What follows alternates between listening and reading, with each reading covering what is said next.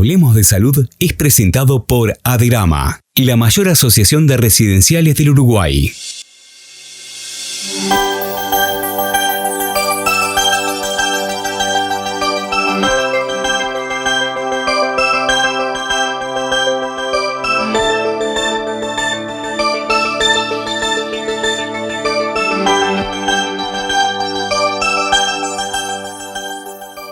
Y nuevamente estamos aquí, ingresando a sus hogares para hablar de salud. Es un placer para mí volver a reencontrarme con ustedes para brindarles la información necesaria sobre todos los temas en salud que ustedes nos solicitan cada semana. Comenzamos esta edición con la doctora Laura Jambí, quien nos habla sobre la unidad de tabaquismo del Hospital de Clínicas que recientemente fue premiada por el Fondo Nacional de Recursos. La unidad cuenta con un equipo que es interdisciplinario, que es uno de los requerimientos para haber obtenido este premio. O sea, allí estamos médicos internistas y psicólogos, integrantes del Departamento de Psicología Médica, e internistas y residentes de medicina interna. Entonces trabajamos en conjunto todas las áreas de esta adicción, tanto lo que sea el tratamiento más médico, farmacológico, que a eso apuntan las medicaciones que ayudan a dejar de fumar, y también ver todo el área del cambio psicológico de la conducta, del hábito que implica querer dejar de fumar. Bueno, el fumar está bien demostrado que se asocia a una cantidad de enfermedades y daños a la salud. Capaz que las más conocidas que se vinculan al fumar son el cáncer de pulmón y otros cánceres de la esfera respiratoria, pero también de la vía urinaria, y todas las enfermedades cardiovasculares y cerebrovasculares. Pero también hay otras enfermedades que están ligadas al tabaquismo y que son como menos conocidas. Por ejemplo, el fumar en el contexto donde haya niños pequeños, por más que ellos no fumen, el fumar en presencia de niños pequeños hace que tengan más probabilidades de tener broncoespasmo, infecciones respiratorias, infecciones de oídos. O sea que también está el tema de las razones por los demás, digamos. También en las mujeres embarazadas el fumar se asocia a una cantidad de riesgos de tener algún problema en el embarazo, como puede ser que se adelante ese niño y que nazca un niño con prematurez, un parto prematuro, o incluso el riesgo luego de que esté el bebé, el recién nacido, de lo que se llama muerte súbita del lactante. O sea que si bien nosotros en la unidad nunca enfocamos el tratamiento por el lado como del asustarlos con los riesgos, porque son enfermedades complejas y que obviamente la gente no quiere que vayamos por el lado de asustarlos o de amenazarlos con enfermedades, está bueno que se conozca toda esa información para conocer los riesgos que tiene el fumar, pero la mayoría de las personas los conocen y a pesar de eso fuman, a pesar de saber que no les hace bien, porque es una adicción y en ese sentido hay que abordarla como una adicción, por más que sea legal y hasta cierto punto socialmente aceptada, se comporta como una droga y por eso hay que abordarla por un equipo interdisciplinario formado en el tema. Es un tratamiento que nosotros venimos midiendo rigurosamente cuál es como nuestros resultados, y el resultado cuando termina el tratamiento es muy bueno. Cuando termina me refiero a cuando pasan esos primeros 2 meses, esas 8 semanas, más de la mitad de las personas logran dejar de fumar. Pero a nivel científico internacional lo que importa es reportar al año cuántas de esas personas continúan sin fumar, porque esto es un tema que lo natural es que haya ceses y recaídas, y esa es la historia natural del fumador, que deje y después vuelva. Eso no hay que estigmatizarlo ni ser punitivo. Nosotros les decimos a las personas que dejan de fumar que si en algún momento recaen, que las puertas de la unidad están abiertas porque queremos acompañar ese proceso. Entonces, si uno mide al año determinado el tratamiento, más o menos un 30% de las personas siguen sin fumar, y esa cifra que en nuestra unidad la hemos medido en varios años es comparable a la que existe internacionalmente. Presenta Centro de Salud Palas Atenea, 092 55 50 29, www.palasatenea.com.uy. La pérdida de cabello luego de la menopausia es muy frecuente, así lo expresa la doctora Gabriela Novello. La alopecia androgenética en las mujeres es muy frecuente y sobre todo se acentúa después de la menopausia. ¿En dónde se va a ver esta pérdida de cabello? Habitualmente es a nivel de la región interparietal, en donde se empieza a visualizar la raya, hay pérdida de la densidad capilar y queda el pelo despoblado en estas zonas, visualizándose lo que es el cuero cabelludo. También otra zona importante es a nivel frontal, con un retroceso de la implantación pilosa, quedando la frente más larga, ¿sí? Son dos tipos de pérdida de cabello en la mujer. Es muy importante que sepas que puedes recuperar tu pelo con un implante capilar, ¿sí? Que no es solo un procedimiento de hombres, también las mujeres pueden lograr una recuperación con la técnica FUE. ¿En dónde realizamos el implante? A nivel frontal, a nivel de la raya e incluso en algunas mujeres tienen pérdida a nivel de la coronilla. ¿Cómo se realiza? Son 3 etapas. Obtenemos las unidades foliculares de la región occipital y de la región temporal. Luego realizamos el diseño que significa las mini incisiones con un bisturí específico para luego realizar la aplicación pelo a pelo en estas zonas, dejando el pelo de la zona receptora de forma, el pelo largo sin rasurar. Así que si tenés alguna duda de esto, si te gustaría que te evaluemos, te hagamos el estudio de la tricoscopía para ver en qué etapa estás de alopecia, consultanos, la misma es sin costo para poder realizar una planificación de tu tratamiento. Inforesidenciales, el buscador de residenciales más importante del país. www.inforesidenciales.com.uy.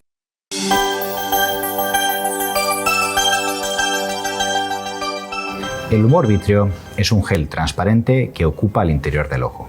Se encuentra entre la retina y el cristalino. Conforme nos hacemos mayores, ese gel se degenera y se suelta de la retina. Y es lo que comúnmente llamamos desprendimiento posterior de vítreo. Y es un proceso completamente normal. En un 5% de los casos, ese vítreo cuando se suelta de la retina puede llegar a romper la retina, dando lugar a una fisura o desgarro. Los síntomas de desprendimiento de vítreo son la aparición de puntos negros en el campo visual y a veces incluso destellos y luces en el campo visual. Si uno experimenta esta sintomatología, conviene hacer un fondo de ojo para asegurarse de que no se haya producido un roto, fisura o desgarro en la retina. Adirama. Somos la Asociación de Residenciales del Uruguay. Infórmese al 099-107-950. Y en este segmento nos informamos sobre el puerperio con la doctora María Laura Robela. El puerperio es el tiempo comprendido entre el nacimiento y la recuperación completa de la mujer, tanto en su estado físico como emocional, a lo que era su estado pregestacional, ¿sí? Eso es variable según cada mujer, el tiempo que demora. Las primeras semanas son las más difíciles. Es bastante común en las mujeres, hasta el 60% de las puérperas lo puede presentar, y que se trata de sensaciones como de tristeza, de angustia, de ansiedad, que son pasajeras, son momentos en el día, algunos momentos puntuales, y que es esperable o casi fisiológico que las mujeres lo tengan, ¿sí? Es una situación que ocurre en general en las primeras semanas después del parto y se va solo, ¿sí? Es autolimitado. Los síntomas de la depresión puerperal son los mismos que la tristeza puerperal, pero que son permanentes en el tiempo, ¿sí? Esa tristeza, esa angustia no son por un rato, sino que permanecen a lo largo del tiempo. Son en general acompañados de poco interés por las cosas, no sienten el deseo por las actividades cotidianas, ¿sí? Y también puede generar trastornos del sueño y otros aspectos. La depresión puerperal ya no es una situación pasajera y que no reviste gravedad, sino que todo lo contrario. Si no se detecta a tiempo y no se trata, puede llevar a tener consecuencias negativas tanto para el bebé como para la mamá. No es fácil de detectar, ¿sí? Porque hay mucho prejuicio por parte de la población, a veces por parte de la familia, en estos temas de salud mental.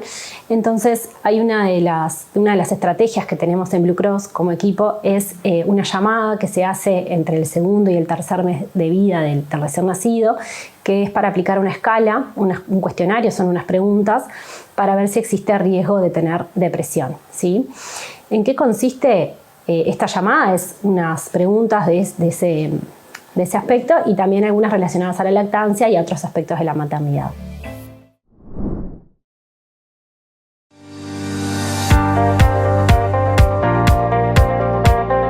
Centro de Salud Palas Atenea. Atención integral e internación para la rehabilitación del adulto mayor en Centro, Prado y Pocitos. 092 55 50 29 www.palasatenea.com.uy.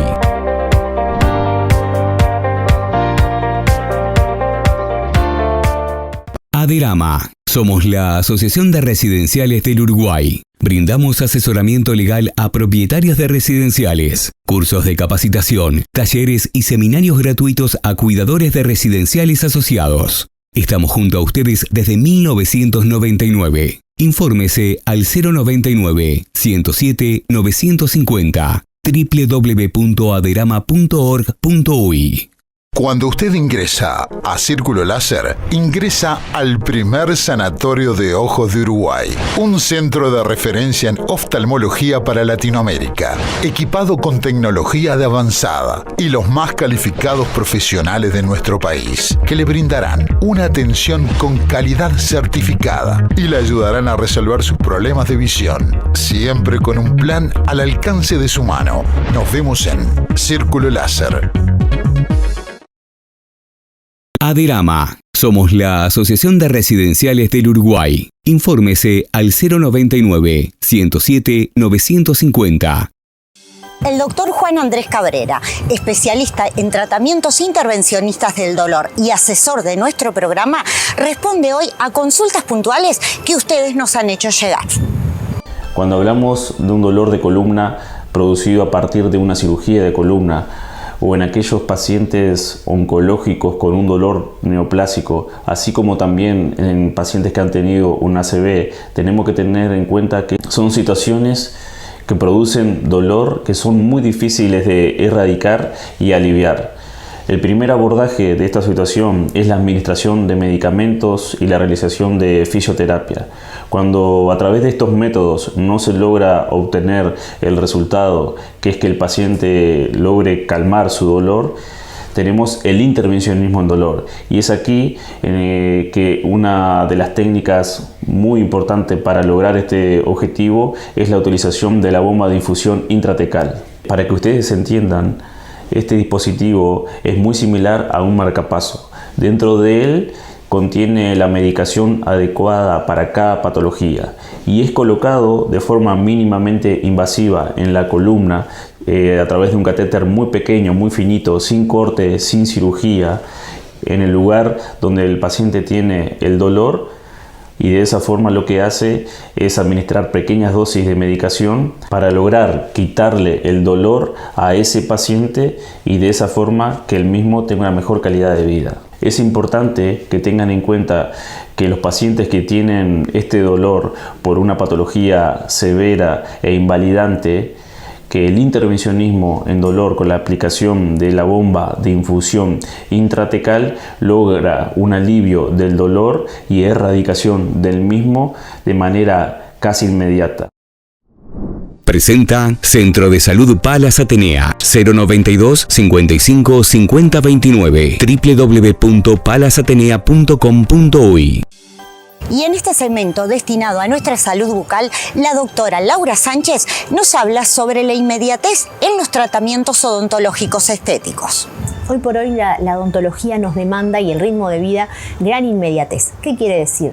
Muchos pacientes no pueden pasar por largos tratamientos de ortodoncia porque necesitan en su momento, por algún tema laboral o de situación personal, mejorar su sonrisa, su apariencia, su estética. Y esto se lo podemos brindar al paciente a través de las carillas inmediatas, ¿sí?, que realizamos en el consultorio en el momento que viene el paciente. De esta manera, cuando tenemos los dientes, sobre todo el sector anterior, abajo, que están en mala posición, y lo mismo en el sector superior, compensando los espacios y a través del diseño de sonrisa alinearle al paciente en estos momentos. Como decimos siempre, para nosotros el mejor tratamiento es la ortodoncia, pero la realidad es que hoy por hoy pacientes no pueden acceder a la ortodoncia por algún cambio que no es tan significativo.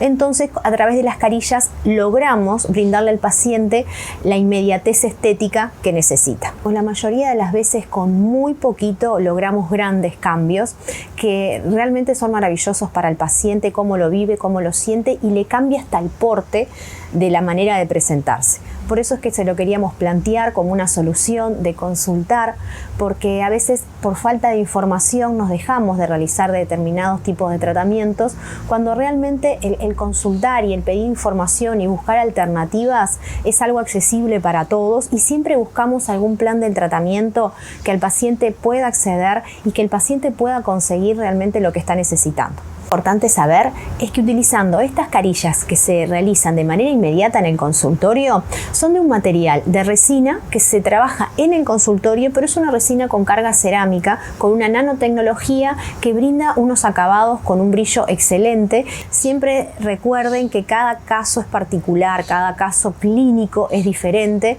y las necesidades de cada paciente sobre todo es diferente. Por eso la importancia de escuchar a nuestros pacientes y adaptar cada caso clínico a lo que la odontología hoy por hoy nos brinda. Pero recuerden siempre que cada caso clínico es único, es particular, porque cada paciente y cada necesidad es única.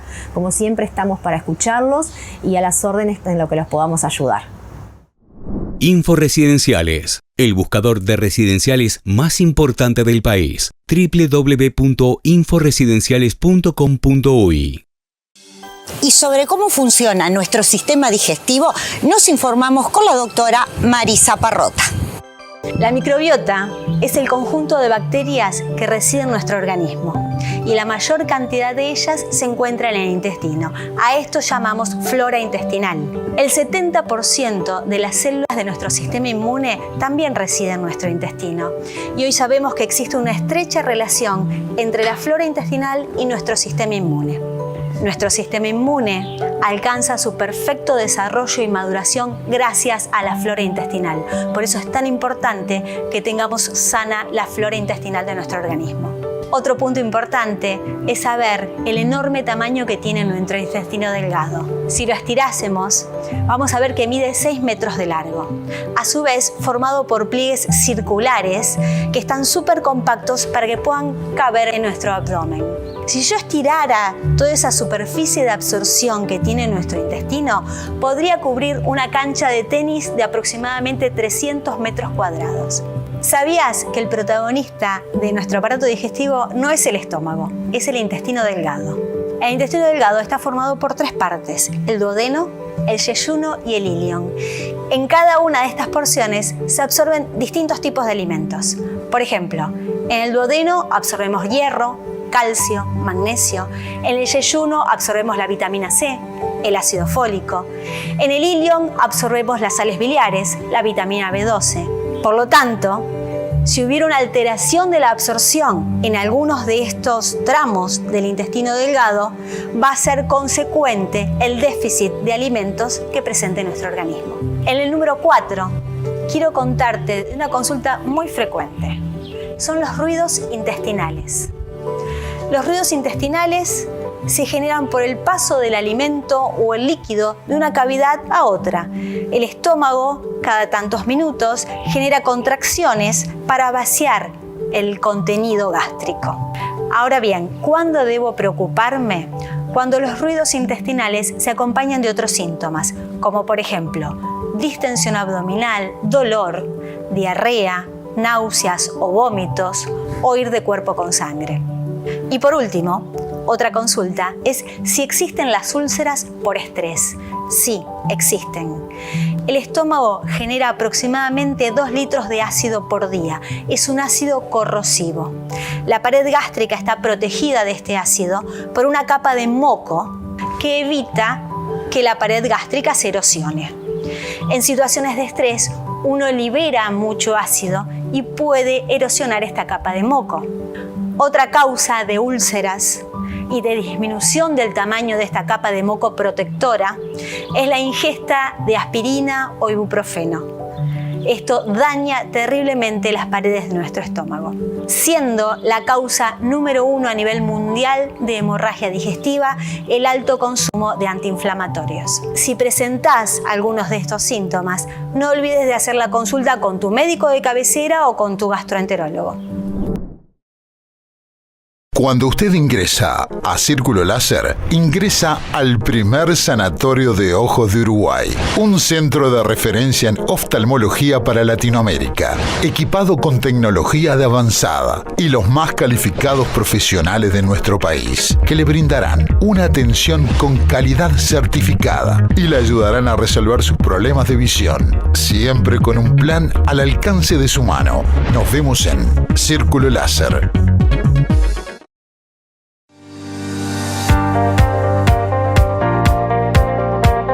Centro de Salud Palas Atenea. Atención integral de cuidados e internación para la rehabilitación poshospitalaria del adulto mayor en Prado y Pocitos. 095-273-538. www.palasatenea.com.uy. Aderama. Somos la Asociación de Residenciales del Uruguay. Brindamos asesoramiento legal a propietarios de residenciales, cursos de capacitación, talleres y seminarios gratuitos a cuidadores de residenciales asociados. Estamos junto a ustedes desde 1999. Infórmese al 099-107-950 www.aderama.org.uy. Sobre qué es y cuál es la causa de la hipersomnia diurna, nos informamos con la doctora Cristina Fernández. Hablamos de hipersomnia diurna cuando existe una somnolencia excesiva durante el día y la persona se queda dormida con excesiva facilidad en circunstancias en las que no debiera quedarse dormida, pues por ejemplo en un lugar público o incluso conduciendo o viendo la televisión o leyendo simplemente. La causa más frecuente, no sé si la más frecuente, pero la primera causa en la que debemos pensar cuando una persona presenta hipersomnia diurna es en que el descanso nocturno no sea adecuado. Si existe una dificultad para conciliar el sueño, para mantenerlo porque haya muchos despertares por la noche o un despertar excesivamente precoz, puede hacer que al día siguiente el sueño entre con excesiva facilidad y haya una hipersomnia. Por tanto, lo primero, si existe un insomnio, es tratarlo. Existen otros trastornos del sueño que cursan con dicha hipersomnia diurna. Uno de ellos, y bastante frecuente, es el síndrome de apnea obstructiva del sueño. ¿Qué ocurre en este trastorno? Pues que se producen excesivas apneas durante el sueño, apneas que nos quedamos unos segundos sin respirar. Esto es normal que ocurra en un sueño fisiológico, pero si ocurre un número excesivo de veces, lo que ocurre es que se producen despertares, a veces incluso microdespertares. Se produce un sueño de mala calidad, de tal manera que aunque el individuo haya dormido incluso a veces más de 7 u 8 horas, este sueño es de muy mala calidad, no existe un adecuado descanso nocturno y al día siguiente duerme con excesiva facilidad. Otros trastornos que cursan con hipersomnia diurna son la narcolepsia, en la que se producen verdaderos ataques de sueño durante el día y además cuando se realizan los test diagnósticos que se deben realizar, como el test de latencias múltiples para diagnosticar la narcolepsia, lo que se evidencia es que se entra con mucha facilidad en una de las fases del sueño, en la fase del sueño REM. Probablemente es la característica fundamental de la narcolepsia. Otro tipo de hipersomnia diurna es lo que denominamos la hipersomnia diurna idiopática, es decir, que no hay una causa clara, simplemente pues hay una somnolencia excesiva durante el día. Es muy importante diagnosticar cuál es la causa de la hipersomnia para instaurar el tratamiento más adecuado. Presenta Centro de Salud Palas Atenea, 092 55 50 29, www.palasatenea.com.uy. Sobre nutrición y endometriosis nos informamos en esta oportunidad con la doctora Victoria Arango. El patrón que se propone para la endometriosis es un patrón antiinflamatorio, antioxidante e inmunomodulador, que tiene 3 objetivos principales. Por un lado, como estas mujeres tienen una dominancia estrogénica, es decir, tienen estrógenos muy altos, lo que se propone es justamente un patrón alimentario para disminuir estos estrógenos en sangre que generan sintomatología. A su vez, se tiene muy en cuenta si existen o no síntomas digestivos que justamente están acompañados de esta dominancia estrogénica y que están relacionados con la disbiosis intestinal que se genera. Entonces, un punto importante es modular esa microbiota. Este tipo de alimentación, al ser rica en polifenoles y en alimentos antioxidantes y antiinflamatorios, son alimentos que son ricos para nuestra microbiota. Entonces, nos ayuda a modular también el eje cerebro-intestino-microbiota. Por eso es importante acompañar a estas mujeres en el cambio de hábito, para que este cambio de hábito sea justamente sostenido en el tiempo. Porque es importante que ellos lo adopten como modo de vida y no como un plan con un objetivo concreto, ¿sí?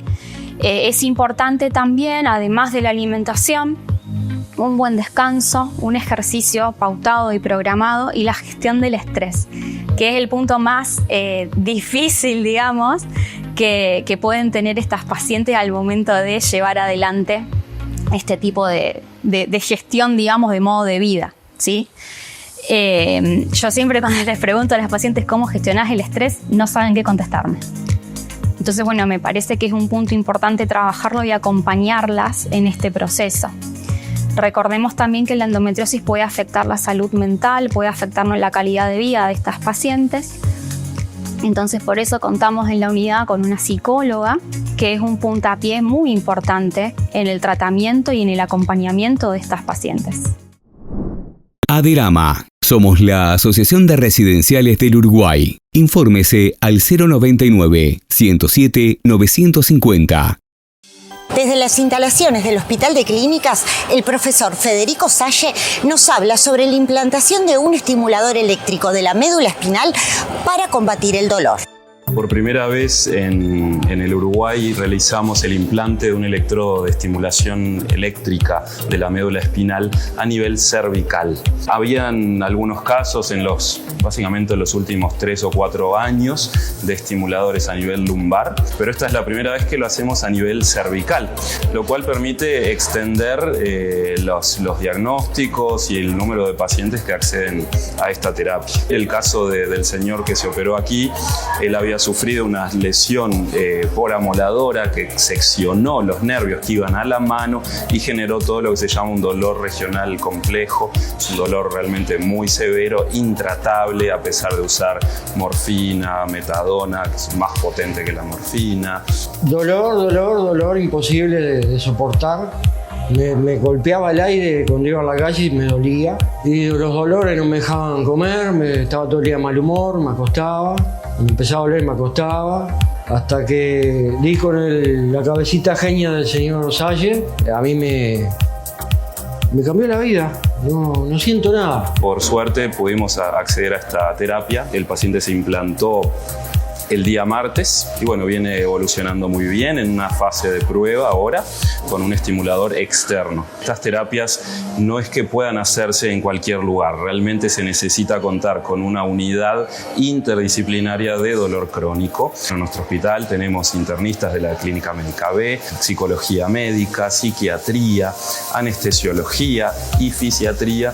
Todos juntos evaluamos al paciente, es una selección muy cuidadosa, sobre todo los aspectos psicológicos, psicosociales del paciente, y luego que se selecciona, se optimiza toda la medicación y se agotan todos los recursos, bueno, pasamos a esta terapia. Es una cirugía mínimamente invasiva, realmente lo que se hace es una punción en la columna y dentro de la columna del conducto vertebral se introduce un cable que tiene 8 contactos y queda apoyado en la médula espinal, y eso envía señales eléctricas que bloquean, digamos, la información dolorosa que no llegue al cerebro. Yo recomiendo a la gente es que si tiene un dolor crónico y no está pudiendo encontrar una solución, que consulten en la unidad de aquí o otras que existen en el Uruguay que son muy buenas, pero que sean evaluados por un equipo interdisciplinario en dolor primero y luego, bueno, se verá si pueden ser candidatos a esta terapia o no. Y de esta manera hemos llegado muy rápidamente a nuestro programa. Les agradecemos su preferencia y compañía. Les recordamos que su salud es lo más importante, que prevenir enfermedades es un compromiso de todos y que nosotros, como cada semana, los esperamos aquí en Hablemos de Salud.